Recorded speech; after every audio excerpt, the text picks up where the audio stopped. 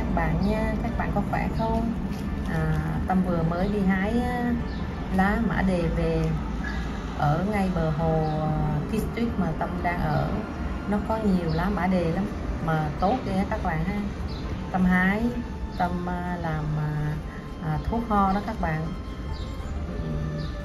Tâm làm video, Tâm mời các bạn vào xem cho vui và làm theo Tâm nha.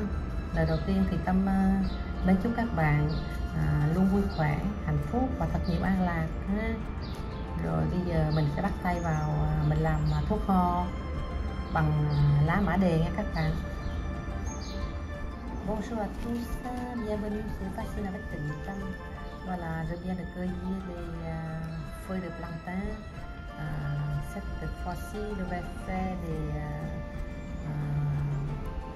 petits sirop, mais un peu plus concentré comme du miel pour soigner la toux.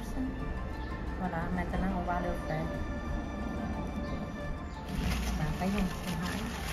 Mấy anh em đi hái về nhiều lắm các bạn. Cái này Tâm sẽ đem về Tâm ngâm dầu ô liu để Tâm làm dầu trị mũi cắn các bạn.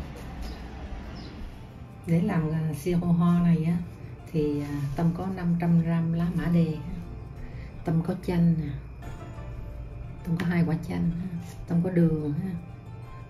Trong này Tâm có 1 lít nước ha. Bây giờ Tâm sẽ bỏ lá mã đề này vô để mình nấu nha các bạn. Bây giờ Tâm sẽ bỏ lá mã đề này vô nấu nha các bạn.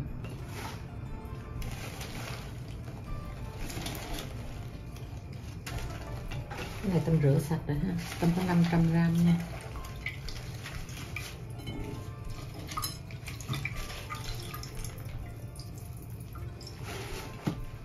Tâm đậy nắp lại, Tâm nấu ha.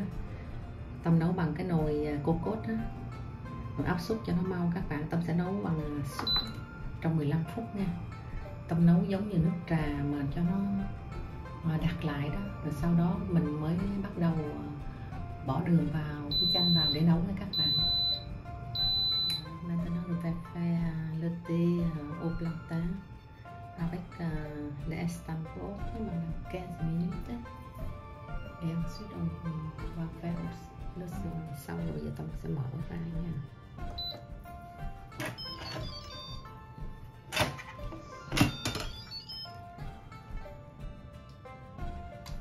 Đây là cái lá mã đề á, Tâm nấu ra thành nước như nước trà các bạn. Nó sao? Nó giống như nước trà. Bây giờ Tâm lượt lại nha.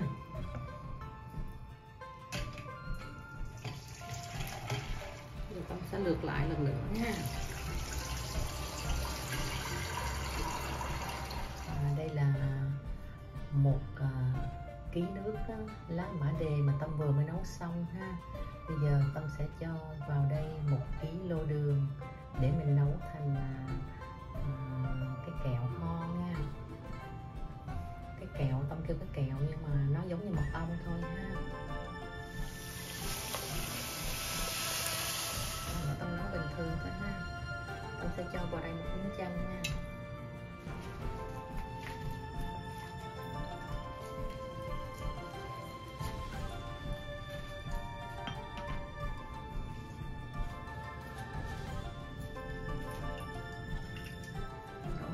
Vô ha. Bây giờ Tâm sẽ nấu lên cho nó cạn đó các bạn, giống như là Tâm nấu nước đường bánh trung thu vậy đó. Khi nào cái chanh này nè mà nó đủ có màu nâu là Tâm đem Tâm tắt bếp. Người ta nấu thì người ta nấu lỏng như vậy, sôi lên á, là mình có thể dùng được rồi đó các bạn. Mình cất vô tủ lạnh, mình làm thuốc ho mình uống được rồi đó.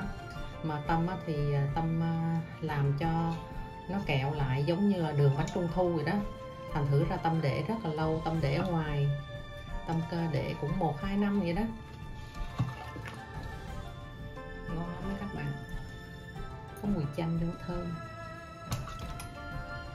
Rồi bây giờ Tâm nấu ha. Mình cứ để vậy đó ha. Tự nó cạn. Đây là lá mã đề ha. Với đường mà Tâm nấu kẹo lại giống như là nước đường làm bánh trung thu á. Tâm nấu xong rồi ha. Bây giờ Tâm sẽ bỏ vô cái chai nhỏ nhỏ ha, để mà đừng để dành, để mà khi mà mình ho hay mình có khan tiếng. Ở đây không phải nhà, thành thử ra Tâm không có đủ đồ, mình có cái gì mình làm cái đó.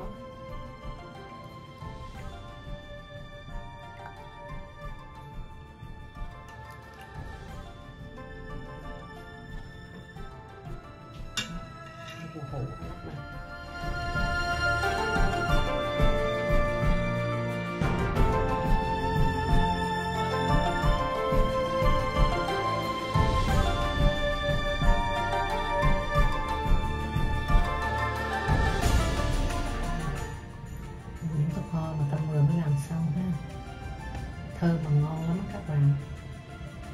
Cái này là để dành cho mùa đông luôn đó. Đây là cái hũ mà lá mã đề mà Tâm nấu á, cũng 2 năm nay đó các bạn. Nó kẹo như vậy nè các bạn. Nó kẹo giống như là kẹo mạch nha vậy đó. Các bạn thấy không?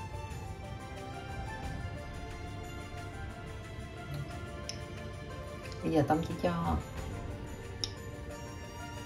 nửa thìa cà phê vô ha, vô trong nước nóng.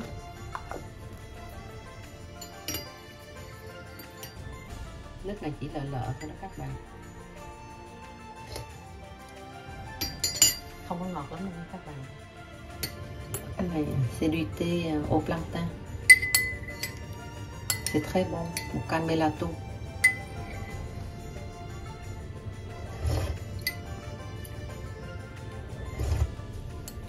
Một ngày Tâm uống 2 ly như vậy đó. Mà thuốc ho ở bên này á, mình uống vô nó ngủ dữ lắm. Còn cái này á, mình uống á, nó không có bị ngủ đó các bạn. Mấy bữa này á, Tâm bệnh á, nhờ Tâm uống cái này mà Tâm hết á. Bữa nay Tâm nói chuyện được rồi đó, chứ hôm bữa Tâm không có nói chuyện được. Bạn thấy ly nước trà mã đề không? Các bạn thấy vàng á, là trà nó ra đó. Nhưng mà đường á, nấu để mà mình giữ lại, để mình để lâu được, không hư á. Cho nên Tâm để cầu 2 năm á. Cái hũ hồi nãy Tâm để cầu 2-3 năm nay rồi mà cũng không có hư ha, mà Tâm vẫn uống ha. Mà để ở ngoài, còn nếu các bạn nấu á, như nước á, thì các bạn bỏ vô trong tủ lạnh cất, mà uống có 1 năm là phải uống hết, còn nếu không là không có xài được, nó hư á các bạn. Cho nên Tâm làm cái phương pháp này Tâm để lâu được rồi. Bạn làm theo Tâm nha. Đây là những hũ thuốc ho đó các bạn. Hôm mà Tâm làm ở dưới kia, Tâm làm không có xong cái video á. Bữa nay á, thì Tâm tiếp tục làm cho nó xong cái video để lên để cho các bạn xem cho vui. Là những thuốc ho này á, Tâm làm á, Tâm nấu á, Tâm để nó đặc giống như đường bánh trung thu, cho nên Tâm để rất là lâu. Có khi Tâm để 1-2-3 năm vậy nó cũng không có hư luôn á các bạn. Mỗi lần Tâm hơi ho hay hơi gắt cổ là Tâm cho nửa muỗng cà phê này vô trong nước nóng, Tâm quậy lên Tâm uống thì nó bớt lắm á các bạn. Tâm không cần dùng thuốc mà cũng ngon lắm các bạn. Nếu các bạn thích thì các bạn làm thử như Tâm để xài nha, tại vì nó cũng không có độc gì hết á. Lá mã đề uống cũng tốt. Rồi Tâm cảm ơn các bạn đã xem cái video này và ủng hộ Tâm trong thời gian qua. Tâm mến chúc các bạn luôn vui khỏe, hạnh phúc và thật nhiều an lạc nha. Tâm xin chào các bạn, Tâm hẹn các bạn video sau. Voilà, ce sont des petits pots au plantain pour calmer la toux. C'est une plante qui fait du bien. C'est très bon et c'est facile à faire. Et ça marche bien aussi pour calmer la toux. Si vous voulez, vous pouvez essayer de faire. Là, je peux garder 1 ou 2 ans sans souci. Voilà, merci beaucoup d'avoir regardé cette vidéo. Je vous souhaite une très belle journée et à bientôt.